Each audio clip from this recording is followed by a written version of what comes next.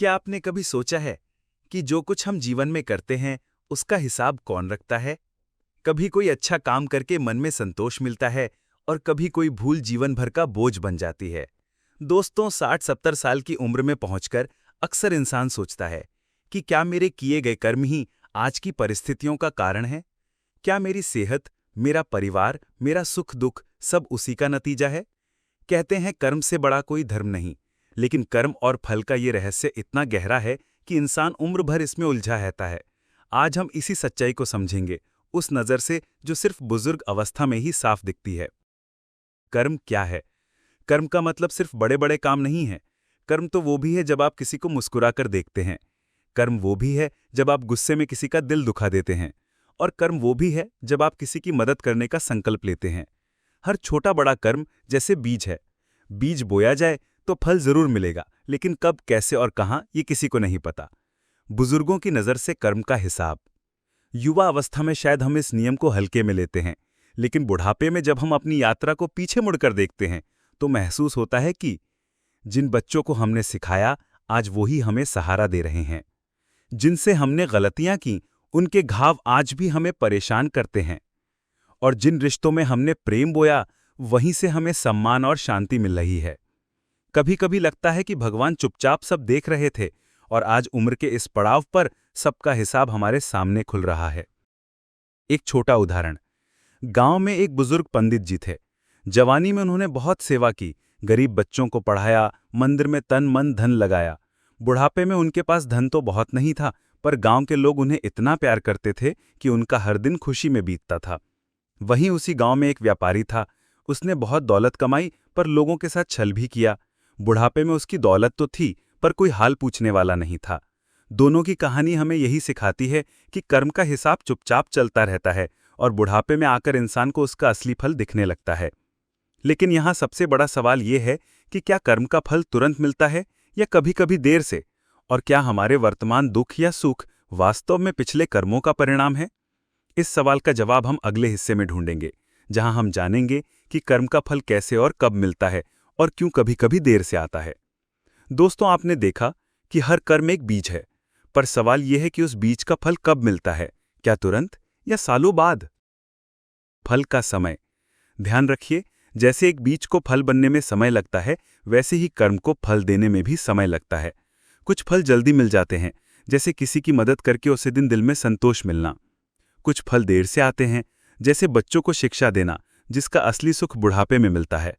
और कुछ फल अगले जन्म तक भी टल जाते हैं, जिनका हिसाब हम इस जीवन में नहीं देख पाते। यानी भगवान का तराजू कभी गलत नहीं होता, बस उसका समय हम समझ नहीं पाते। एक गहरी सच्चाई। बुजुर्ग अवस्था में अक्सर हम कहते हैं, मैंने इतना अच्छा किया, फिर भी मुझे कठिनाइयां क्यों मिल रही हैं? दोस्तों, ये वही सवाल है जो अर्जुन ने गीता में भगवान कृष्ण से किया था। भगवान ने कहा, कर्म का फल अनिवार्य है, पर उसका समय और रूप वही तय करेगा जिसने संसार रचा है।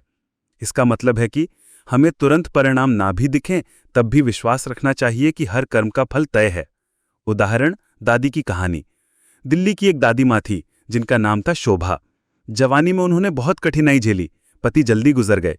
उन्होंने अकेले बच्चों को पाला, दिन रात मेहनत की। बचपन में शायद बच्चों ने उनकी कद्र ना की हो, पर बुढ़ापे में वही बच्चे विदेश से आकर माँ को अपने साथ ले गए। आज दादी माँ के दिन सम्मान और सुख में बीतते हैं। वो अक्सर कहती, जितना बीज बोया था उसका फल देर से सही पर मीठा मिला। लेकिन हर कहानी इतनी सुखद नहीं होती। कभी कभी हम सोचते हैं कि किसी की बुरी आदतों का फल क्यों नहीं मिला। कोई झूठ बोलकर आगे बढ़ता है, कोई धोखा देकर पैसा कमाता है। तो क्या भगवान न्याय नहीं कर रहे हैं? असल में यही वो रहस्य है जिसे हम अगले हिस्से में समझेंगे।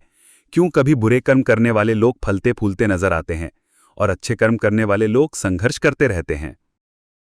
दोस्तों, आपने ये जरूर देखा होगा, कभी कोई बुरे कर्म करने वाला इंसान ऐश करता हुआ दिखता है और अच्छे कर्म करने वाला इंसान परेशानियों से जूझता रहता है। ऐसे में दिल में सवाल उठना स्वाभाविक है कि क्या भगवान सचमुच न्याय करते हैं? न्याय का तराजू। याद रखिए, भगवान का न्याय इंसानों जैसा नहीं है। हम केवल सामने की तस्वीर देखते हैं, पर ईश्वर पूरी कहानी जानते हैं, इस जन्म की, पिछले जन्म की और आने वाले जन्म की भी। कोई व्यक्ति अगर आज सुख पा रहा है तो ये उसके पिछले अच्छे कर्मों का फल भी हो सकता है, और कोई भला इंसान कठिनाइयां झेल रहा है तो संभव है कि वो पुराने कर्मों का हिसाब चुका रहा हो। यानी जो हम अन्याय समझते हैं वो दरअसल अधूरा न्याय होता है। उदाहरण, नदी का प्रवाह। सोचिए, एक नदी है, कभी उसका पानी साफ और शांत होता है तो कभी उसमें गंदगी और तूफान आ जाते हैं, पर नदी धीरे धीरे सब गंदगी बहाकर फिर से साफ हो जाती है। वैसे ही हमारे जीवन में भी उतार चढ़ाव आते हैं। आज अगर दुख है तो ये बीते कर्मों का हिसाब है, कल सुख आएगा जब अच्छे कर्म के बीज फल देंगे। एक और कहानी। वाराणसी के पंडित हरिदास जी बड़े धर्मात्मा इंसान थे। लोग अक्सर कहते, इतना भला इंसान और इतनी बीमारियां। पंडित जी मुस्कुराकर कहते, ये शरीर दुखी है पर आत्मा सुखी है। मैं अपना पुराना हिसाब चुका रहा हूं, असली सुख मुझे अगले सफर में मिलेगा। उनकी बातें सुनकर लोग समझ गए कि हर कष्ट भी न्याय का ही हिस्सा है। असली शिक्षा। इसीलिए हमें दूसरों को देखकर तुलना नहीं करनी चाहिए, क्योंकि हमें नहीं पता कि वो किस जन्म का फल काट रहे हैं और हम किस जन्म का। याद रखिए, कर्म कभी व्यर्थ नहीं जाता। वो एक सटीक पते वाले डाक के पत्र की तरह है, बस उसका डाकिया कब पहुंचाएगा ये हमें नहीं पता। लेकिन अब एक और सवाल खड़ा होता है, अगर सब कुछ कर्मों से तय है तो क्या इंसान के पास कोई स्वतंत्रता ही नहीं है? क्या हम सिर्फ अपने पिछले कर्मों के गुलाम हैं? दोस्तों, अगले हिस्से में हम इसी गहरे प्रश्न को समझेंगे कि क्या इंसान अपने वर्तमान कर्मों से भविष्य बदल सकता है या सब कुछ पहले से लिखा हुआ है। दोस्तों, आपने अक्सर ये सुना होगा, सब कुछ पहले से लिखा हुआ है, लेकिन साथ ही ये भी सुना होगा, कर्म करो, फल की चिंता मत करो। अब सवाल ये है कि अगर सब कुछ पहले से तय है तो फिर कर्म करने की जरूरत ही क्या है? और अगर कर्म ही सब कुछ है तो फिर भाग्य का क्या मतलब है? भाग्य और वर्तमान कर्म। सच्चाई ये है कि भाग्य कोई पत्थर की लकीर नहीं है। भाग्य दरअसल बीते हुए कर्मों का संचित फल है। लेकिन वर्तमान कर्म ही वो ताकत है जो आने वाले भाग्य को गढ़ता है। जो पेड़ आज फल दे रहा है वो कल बोए गए बीजों का परिणाम है, और जो बीज आज बोए जा रहे हैं वही आने वाले कल के फल बनाएंगे। यानी भाग्य बराबर पुराने कर्मों का हिसाब और वर्तमान कर्म बराबर भविष्य का निर्माण। एक सरल उदाहरण, मान लीजिए आपके खेत में आज खरपतवार उगाई है। ये आपके पिछले समय की लापरवाही का परिणाम है। लेकिन अगर आप आज मेहनत करके जमीन साफ करें और नए बीज बोएं तो अगली फसल अच्छी ही होगी। वैसे ही पुराना भाग्य आपको परेशान कर सकता है, लेकिन आज का कर्म आने वाले कल को बेहतर बना सकता है। महात्मा बुद्ध का उपदेश। महात्मा बुद्ध ने कहा था, हम वही हैं जो हमने सोचा और किया है, और हम वही बनेंगे जो आज सोचेंगे और करेंगे। मतलब इंसान कभी भी अपने कर्मों से बंधा नहीं रहता। हर पल, हर क्षण नया अवसर है नया बीज बोने का। 60 से 70 साल की उम्र के बाद अक्सर लोग सोचते हैं कि अब तो जिंदगी का सफर पूरा हो चला, अब क्या नया करूं? लेकिन यही वो उम्र है जहां आप ज्ञान, सेवा और सच्चे कर्म के बीज बो सकते हैं। आपकी प्रार्थनाएं, आपकी अच्छाइयां और दूसरों के लिए किया गया छोटा सा भला काम भी आपके आगे के सफर को प्रकाशमय बना सकता है। तो दोस्तों, भाग्य और कर्म की लड़ाई में जीत हमेशा वर्तमान कर्मों की होती है। बीता हुआ कल आपके हाथ में नहीं, पर आज का कर्म पूरी तरह आपके वश में है। लेकिन अब यहां एक और बड़ा सवाल उठता है, अगर कर्म ही सब कुछ है तो फिर लोग पूजा पाठ, जप, तपस्या क्यों करते हैं? क्या केवल अच्छे कर्म काफी हैं या फिर ईश्वर की भक्ति भी उतनी ही जरूरी है? दोस्तों, अगले हिस्से में हम इसी रहस्य को खोलेंगे कि कर्म और भक्ति का रिश्ता क्या है और क्या बिना भक्ति के कर्म अधूरे रह जाते हैं। दोस्तों, अभी तक हमने समझा कि कर्म ही भविष्य गढ़ता है और भाग्य सिर्फ पुराने कर्मों का परिणाम है। लेकिन अब सवाल यह है कि क्या केवल अच्छे कर्म ही काफी हैं या फिर भक्ति, ईश्वर स्मरण और साधना का भी कोई महत्व है? कर्म और भक्ति का संगम। गीता में भगवान कृष्ण ने स्पष्ट कहा है, कर्म करने वाला अगर भक्ति से रहित है तो उसका कर्म अधूरा है, और केवल भक्ति करने वाला लेकिन कर्म से दूर भागने वाला भी अधूरा है। इसका मतलब है कि सच्चा जीवन वही है जहां कर्म और भक्ति दोनों का मेल हो। एक बुजुर्ग साधु थे जो हमेशा पूजा पाठ और जप तप में लगे रहते थे। उनके पास गांव का एक किसान आया और बोला, महात्मा जी, मैं दिन रात खेत में मेहनत करता हूं, पूजा का समय ही नहीं मिलता। क्या इसका मतलब है कि मैं पाप कर रहा हूं? साधु ने मुस्कुराकर कहा, बेटा, अगर तू मेहनत ईमानदारी से कर रहा है, किसी का हक नहीं मार रहा और अपने परिवार को ईमानदारी की रोटी खिला रहा है, तो तेरा हर कर्म ही पूजा है। बुजुर्ग अवस्था में बहुत से लोग सोचते हैं कि अब शरीयत काम नहीं करता तो कर्म कैसे करें। लेकिन दोस्तों, कर्म केवल शारीरिक काम नहीं होता। दूसरों को आशीर्वाद देना भी एक कर्म है, बच्चों को सही दिशा दिखाना भी कर्म है, मन में शुभ भावना रखना भी कर्म है, और प्रार्थना में बैठकर समाज और परिवार के लिए मंगल कामना करना भी एक महान कर्म है। भक्ति का महत्व। भक्ति हमारे कर्मों को दिशा देती है।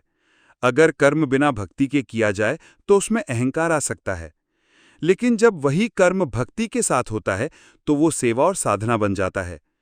जैसे कि भूखे को खाना खिलाना, बराबर कर्म, लेकिन वही काम अगर भगवान को अर्पण भाव से किया जाए तो बराबर सेवा, यानी भक्ति कर्म को पवित्र बना देती है। 60 से 70 की उम्र में जहां शरीर पहले जैसा मजबूत नहीं रहता, वहां भक्ति सबसे बड़ी ताकत बनती है। भक्ति न केवल मन को शांति देती है, बल्कि हर कर्म को पुण्य में बदल देती है। लेकिन अब यहां एक और रहस्य छुपा है। अगर भक्ति इतनी जरूरी है, तो क्या सिर्फ भगवान का नाम जपना ही काफी है, या फिर भक्ति के भी अलग अलग स्तर होते हैं? दोस्तों, अगले हिस्से में हम जानेंगे भक्ति के 3 रूप, श्रवण, मनन और कीर्तन, और कैसे ये बुजुर्ग अवस्था में आपके जीवन को पूर्ण बना सकते हैं। दोस्तों, अभी हमने जाना कि कर्म और भक्ति का संगम ही जीवन को पूर्ण बनाता है, लेकिन अब सवाल उठता है कि भक्ति कैसे करें? क्या केवल पूजा पाठ ही जरूरी है, या फिर भक्ति के और भी रूप हैं? भक्ति के 3 मुख्य रूप। शास्त्रों में भक्ति को 3 मुख्य स्तरों में बांटा गया है: श्रवण, मनन और कीर्तन। एक, श्रवण यानी सुनना। बुजुर्ग अवस्था में कान शायद पहले जैसे तेज ना हो, लेकिन श्रवण की शक्ति और भी गहरी हो जाती है। रामायण, गीता, पुराणों की कथा सुनना, संतों के प्रवचन सुनना, भजन सुनना, ये सब मन को शांति और आत्मा को ताकत देते हैं। याद रखिए, जो हम सुनते हैं वही हमारे मन में बीज बोता है। दूसरा, मनन, चिंतन करना। सिर्फ सुन लेना ही काफी नहीं है। मनन करना मतलब जो सुना उसे अपने जीवन से जोड़ना। जैसे अगर आपने सुना कि सच्चा सुख सेवा में है, तो सोचना चाहिए कि क्या मैंने अपने जीवन में दूसरों की सेवा की है? क्या अब भी मैं किसी की मदद कर सकता हूं? मनन ही ज्ञान को अनुभव में बदलता है। तीसरा, कीर्तन दोहराना। कीर्तन सिर्फ ढोलक और हारमोनियम के साथ गाना ही नहीं है, बल्कि ये भगवान के नाम का बार बार स्मरण है। राम राम कहना, कृष्ण हरि कहना, ओम का जप करना, ये सब कीर्तन के रूप हैं। कीर्तन से मन एकाग्र होता है और हृदय हल्का हो जाता है। 60 से 70 की उम्र में जहां शरीर का उत्साह धीरे धीरे कम होता है, वहां श्रवण, मनन और कीर्तन सबसे सरल और शक्तिशाली साधन हैं। इनसे न केवल मन शांत रहता है, बल्कि कर्म भी शुभ बनता है। लेकिन अब यहां एक और सवाल उठता है। अगर कर्म और भक्ति दोनों जरूरी हैं, तो क्या हमारे बुरे कर्मों का फल भक्ति से टल सकता है? क्या भक्ति और प्रार्थना से पुराने पाप मिट सकते हैं? दोस्तों, अगले हिस्से में हम इसी रहस्य की चर्चा करेंगे कि क्या भक्ति हमारे पिछले कर्मों का फल बदल सकती है, या हमें हर हाल में उसे भुगतना ही पड़ता है। दोस्तों, आपने एक गहरी बात पूछी। क्या भक्ति हमारे बुरे कर्मों का फल बदल सकती है, या हमें हर हाल में अपने कर्मों का परिणाम भुगतना ही पड़ता है? कर्म और भक्ति का संतुलन। शास्त्र कहते हैं कि कर्म का फल तो निश्चित है, लेकिन भक्ति से उसका प्रभाव बदला जा सकता है। यानी अगर बुरे कर्मों का फल कष्ट है, तो भक्ति से वो कष्ट हल्का हो सकता है। अगर अच्छे कर्मों का फल सुख है, तो भक्ति से वो सुख स्थायी बन सकता है। मान लीजिए किसी ने अज्ञानवश किसी को दुख दिया, तो फल के रूप में उसे जीवन में कठिनाई मिलेगी। लेकिन अगर वो भक्ति और प्रार्थना से अपने हृदय को पवित्र करता है, तो ये कठिनाई उतनी गहरी चोट नहीं करेगी, बल्कि एक सीख बन जाएगी। भक्ति की शक्ति। भक्ति ऐसे है जैसे तेज धूप में छतरी। धूप तो रहेगी, लेकिन आप जलेंगे नहीं। कष्ट तो आएंगे, लेकिन मन टूटेगा नहीं। बुजुर्गों के लिए संदेश। प्रिय साथियों, 60 से 70 की उम्र तक आते आते हम बहुत कुछ देख चुके होते हैं। हमारे पास ऐसे कर्म भी हैं जिन पर हमें गर्व है, और ऐसे भी जिनका हमें पछतावा है। लेकिन याद रखिए, अतीत के कर्म बदले नहीं जा सकते, पर वर्तमान का भाव बदला जा सकता है। भक्ति, सेवा और सत्य के मार्ग पर चलकर हम भविष्य को उज्जवल बना सकते हैं। जीवन का सार। कर्म हमें जिम्मेदारी सिखाता है, भक्ति हमें समर्पण सिखाती है, और जब दोनों मिलते हैं तो जीवन पूर्ण हो जाता है। तो दोस्तों, यही असली समझ है कि कर्म और फल का नियम अटल है, लेकिन भक्ति से उसका बोझ हल्का और जीवन मधुर बनाया जा सकता है। तो आज से ठान लीजिए, शुभ कर्म करेंगे, भक्ति में मन लगाएंगे और जीवन को कृतज्ञता और शांति के साथ जिएंगे। दोस्तों, अगर आपको ये चर्चा दिल को छू गई हो तो इसे और बुजुर्ग साथियों तक जरूर पहुंचाइए। और हाँ, चैनल को सब्सक्राइब करना ना भूलें ताकि हम मिलकर ऐसे ही और गहरे जीवन सत्य खोज सकें।